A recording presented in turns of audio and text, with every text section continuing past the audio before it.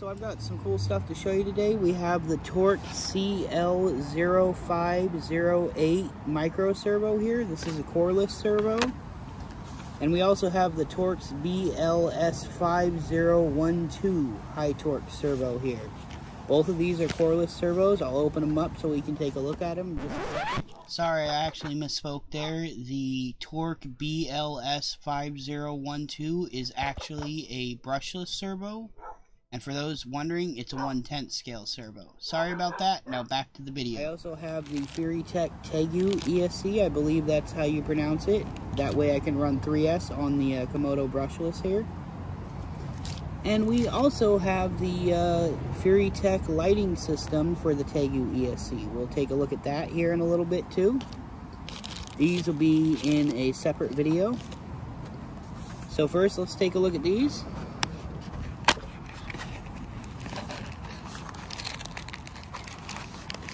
But first, let's take a look at the sponsor for today's video. That would be HeliDirect. Take it away. So our sponsor for today's video is helidirect.com. They're one of the leading websites in RC helicopters, drones, planes, stuff like that. They also have a lot of LiPo batteries. See if my computer will load it. So as you can see, they've got plenty of batteries to pick from here. And then if we go back, they actually have land vehicles now too. So when it loads here, there it is. We've got RC cars and trucks.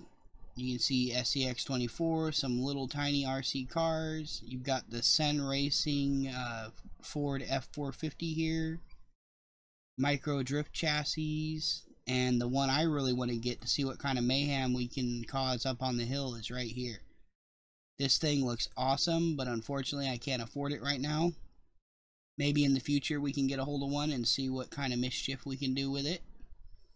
So yeah, thank you so much to HeliDirect for sponsoring this video, and if you happen to go on their site and order anything, be sure to use the promo code TJRCguy-HD to get 10% off your order. Now let's get back to the video. Okay, thank you so much, Past TJ. Now let's take a look at the inside of these. Here's the first servo. This is supposed to have something like 760 ounces of torque on 12 volt, which means this is a beast of a servo. So here we go. Man, that's pretty nice. I'll put a link to this in the description below. This is probably going to go in my TRX4, and we'll see how it holds up in it. Next, we have the Torq CL0508 micro servo, and this one is probably going to go in the Scx24 right here. So look at this thing. I'm not sure if it can be waterproofed because it is wide open right here around the motor, but that thing is nice. It is a little longer than a normal micro servo, so I'm gonna have to see how I can get this mounted, and then I'll be back with you guys after I've got it in the rig.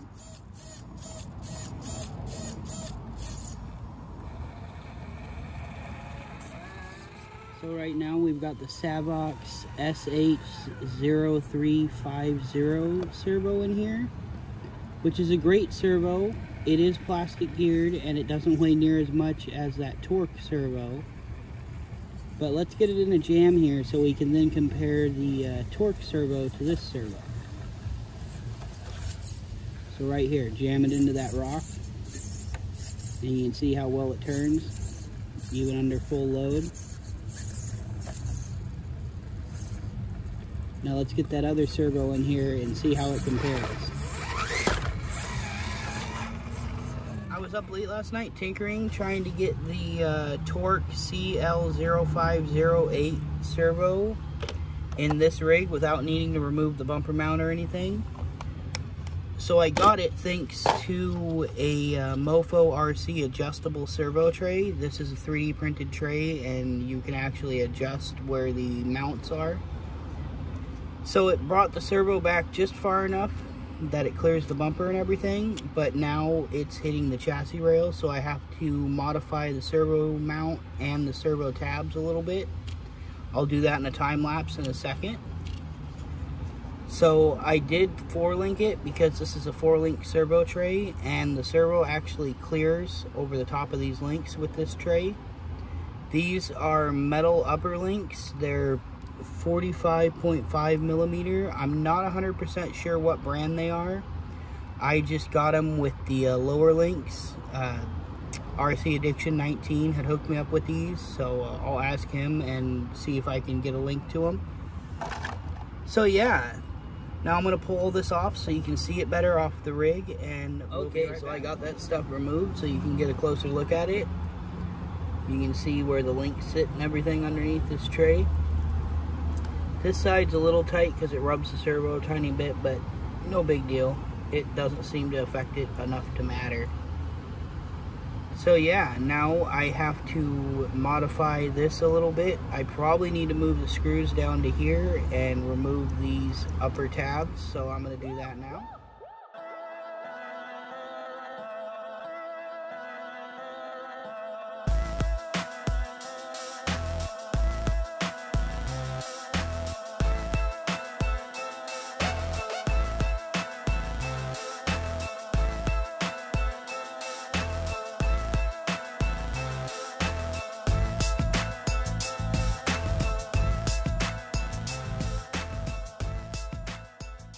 So we got the servo mounted, as you've seen in the time lapse, and I have a lot better movement now. As you can see, it has full articulation, the servo clears and everything. So yeah, the next step, I need to figure out how I'm going to make this servo horn fit. I'm going to do that off camera because I'm not sure how I'm going to go about doing that, but I'll explain it when I come back. So I got that servo horn on, working, as you can see. What I ended up doing is using a pivot ball from Bang RC Gear, I believe is where it came from. It's a brass one. And a screw through the front of the servo horn, and then I just clipped off a piece of a different plastic servo horn for now. And that's acting as the nut on this side until I can get one that fits the screw. And it's working just fine. Now check out the power on this thing. I'm going to hold it by the front tires. That's some power. So let's try it over here in the same spot as we did with the Savox.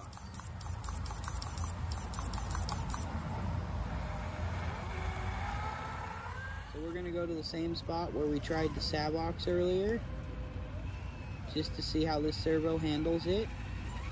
I'm on the Lizard ESC2 to see if it has any brownouts. So far it's been doing great, no problems at all. I gotta say, this Torq servo has just that, lots of torque. So let's see if we can't get it jammed up here. There we are, jammed right into the log. No problem.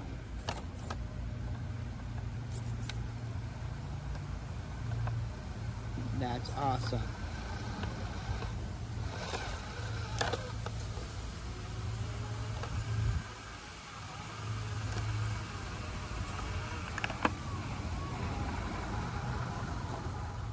So as you can see, the Torq servo has plenty of power, more than enough. Check this out. So yeah, in the next video, we're gonna check out the Tegu ESC. I don't have a 3S LiPo for it yet, but there are some features that I'd like to check out on this anyways. And then after that, we'll try this out in the TRX4.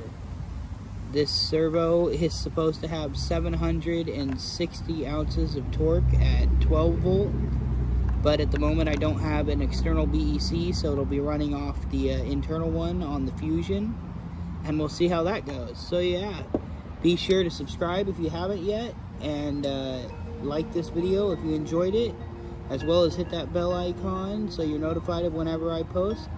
Talk to y'all in the next one. TTFN.